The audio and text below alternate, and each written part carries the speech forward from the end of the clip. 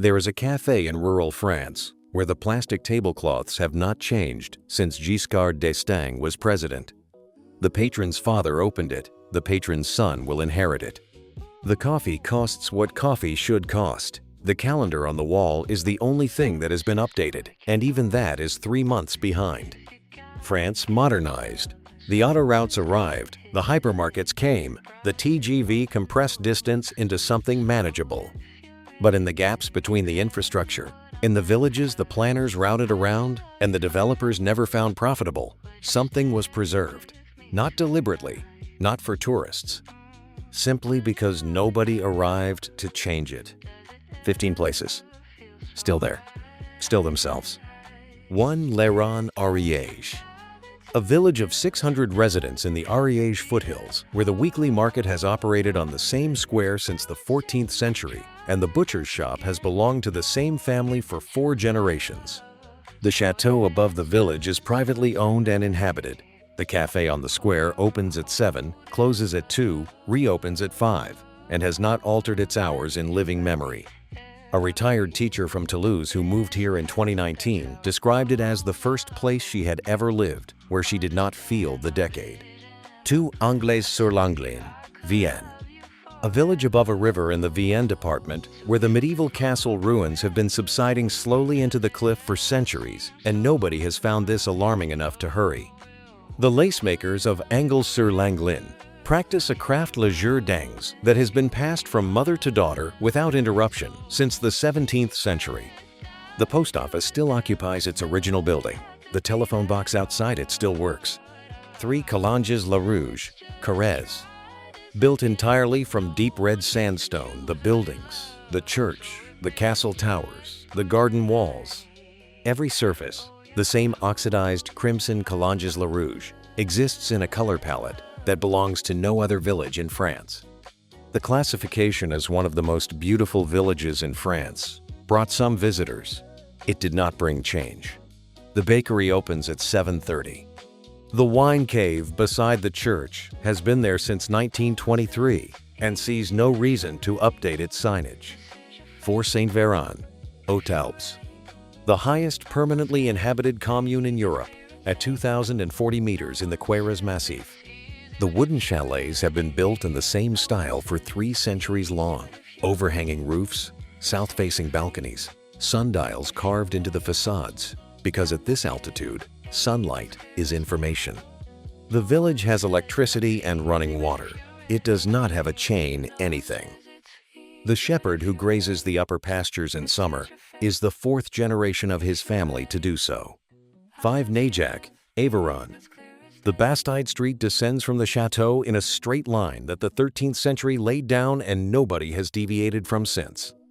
The cafe at the bottom of the street has a zinc bar, paper napkins in a metal holder, and a television in the corner showing the news at volumes calibrated for customers who have been slightly deaf since the 1980s. A glass of Marseillais costs €2. It has cost approximately €2 for longer than anyone can specifically recall. 6 Moustiers, Sainte-Marie, Alpes de Haute-Provence.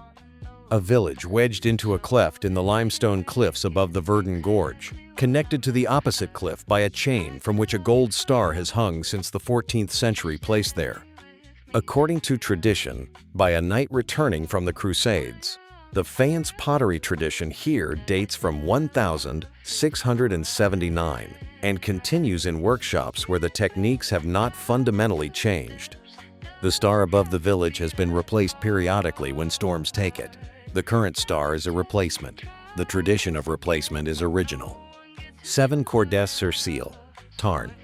A hilltop Bastide in the Tarn that Albert Camus called the most beautiful village in France, a judgment the village has accepted without becoming self-conscious about it. The medieval covered market at the summit still functions. The Gothic houses along the main street are inhabited rather than converted to boutiques. The climb from the lower village to the upper is steep enough to discourage casual visitors, which is precisely why the upper village remains what it is. Inconvenience, here, has been a preservation strategy. 8. Le Cronin, Finistère. A granite village in western Brittany, where the central square has appeared in so many period films that the production designers stopped dressing it. The square is already the set. The stone trough at the center still collects rainwater. The chapel of L'Epinety beside the main church contains a recumbent statue of Saint Ronan that pilgrims have been touching for 5 centuries, wearing the stone smooth in specific places. The Pardon, the annual religious procession, still circles the square in July. It has done so since 1504. 9. Saint-Ennemi, Lozère. A village in the Tarn Gorge where the road arrived late, and the river has always been the main fact. The old tanneries above the river have been silent for decades, but their stone frames remain. The market on the square runs Tuesday mornings. The boulangerie produces a bread specific to this valley, pain de Gévaudan, that uses a recipe the current baker's grandmother used and her grandmother before her. The gorge walls rise so steeply above the village that direct sunlight arrives late and leaves early. The village has organized itself around this fact for 1,000 years. 10. Bergheim, Alsace. An Alsatian village of 2,000 residents whose medieval ramparts are entirely intact towers, gates, and curtain walls enclosing a village center where the half-timbered houses lean toward each other across streets wide enough for one cart. The linden tree in the central square was planted in 1300 to mark the Peace of the Rhine and is still alive. The wine cooperative has been operating since 1954 and sells Riesling from a hatch in a wall that has served this function continuously since the cooperative opened. The hatch is not on any tourism website. 11. Charroux, Allier. A village in the Bourbonnais that was, in the medieval period, one of the most important pilgrimage sites in central France. The abbey that drew those pilgrims is now a ruin. The village that served them contracted around the ruin and stayed there. Population, approximately 350. The main street has a cheese shop, a pottery, a cafe, and a silence that descends after 6 in the evening and does not lift until the baker's oven starts at 5 the following morning. A ceramicist from Paris who moved here in 2003 described the silence as the reason she stayed. 12 Saint-Cirque-le-Popie, Lot. A village above the Lot River that André Breton declared the most beautiful in France, a separate judgment from Camus applied to a different village, suggesting that the most beautiful village in France is wherever a French intellectual happens to be standing.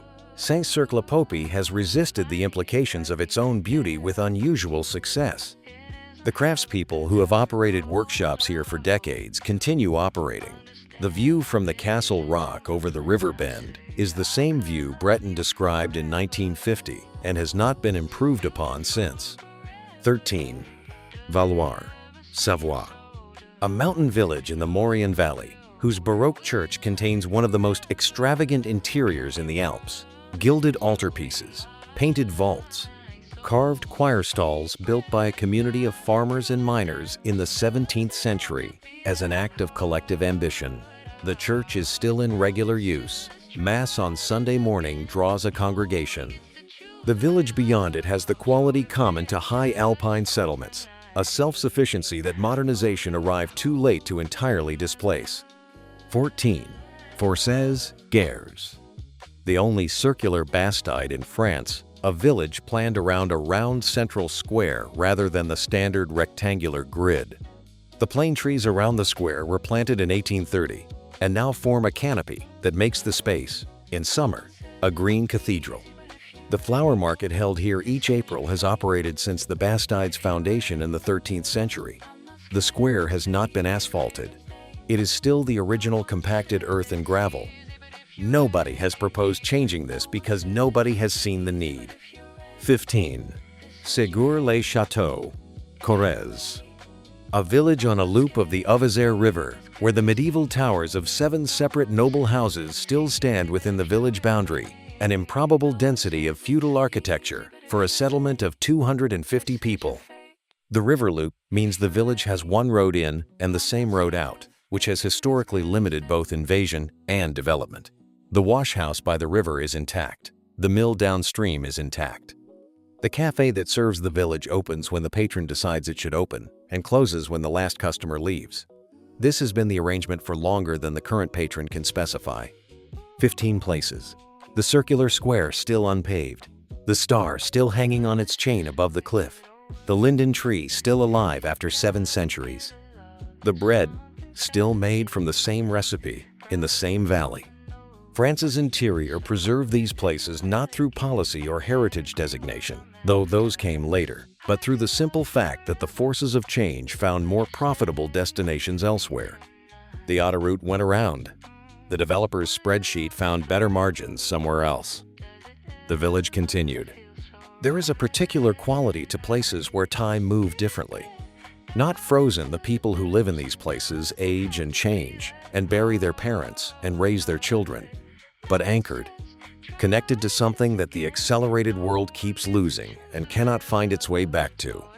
These 15 places still have it. For now, they are still there.